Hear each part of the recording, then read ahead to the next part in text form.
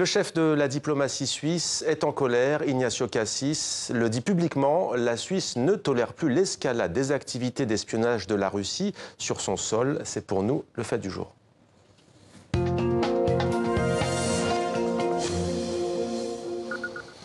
Ignacio Cassis monte au créneau. Le chef de la diplomatie suisse annonce une rencontre prochainement pour en parler avec son homologue russe Sergueï Lavrov à New York. Une rencontre pour dire stop à l'espionnage de la Russie. Les précisions de Sophie Roussy. Sans doute l'affaire de trop. Vendredi dernier, on apprenait par voie de presse que 2 espions russes présumés avaient été interpellés aux Pays-Bas il y a quelques mois, soupçonnés d'avoir tenté de pirater le système informatique du laboratoire suisse Spies.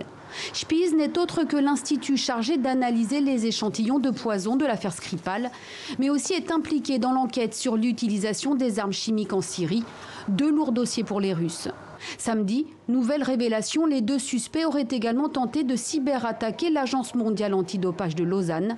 Dans les faits, un quart du personnel diplomatique russe aurait des activités d'espionnage en Suisse. Trop, c'est trop. La Suisse ne peut pas tolérer, évidemment, qu'il y ait des actions d'espionnage sur son territoire masquées dans les membres du corps diplomatique.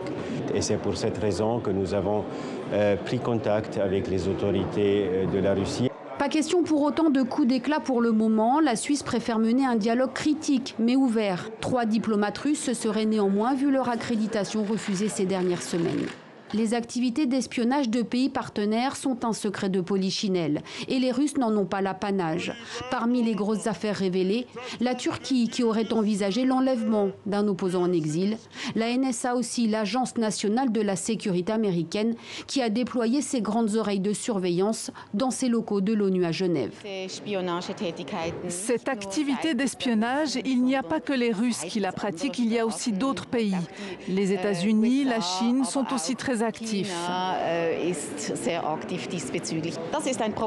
C'est un problème qu'on ne peut pas résoudre au niveau national. Il faut le prendre en compte de manière globale.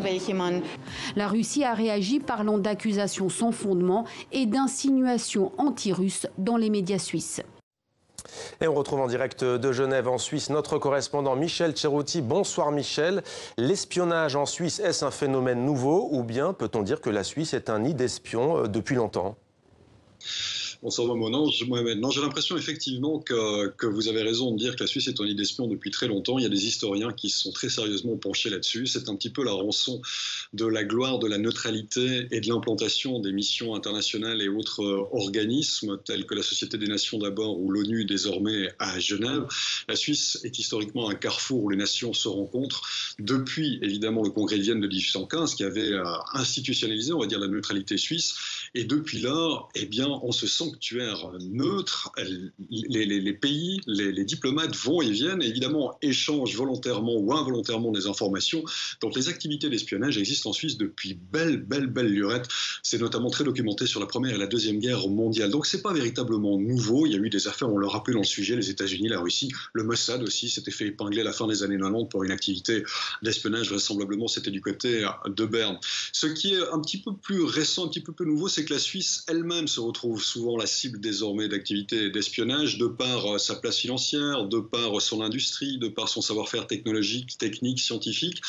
Donc c'est quelque chose auquel elle doit faire attention et développer. Ce n'est pas moi qui le dis, c'est le service des renseignements suisses qui a livré un rapport, c'était au printemps de cette année, qui le dit très sérieusement. Et puis la Suisse doit aussi faire attention au fait que parfois, eh bien, les espions qui sont en Suisse ne le sont pas nécessairement pour espionner en Suisse, mais passent par la suite pour ensuite être déployés dans d'autres pays pour effectuer leur mission. Et à cela s'ajoute évidemment la cybercriminalité qui se joue de toutes les frontières, mais qui peut intervenir en Suisse. On l'a vu avec les écoutes de l'ambassade américaine ou des locaux américains du côté de Genève. Bref, la Suisse est effectivement un terreau très fertile pour les activités d'espionnage et il est peu vraisemblable que cela aille diminuant dans l'avenir.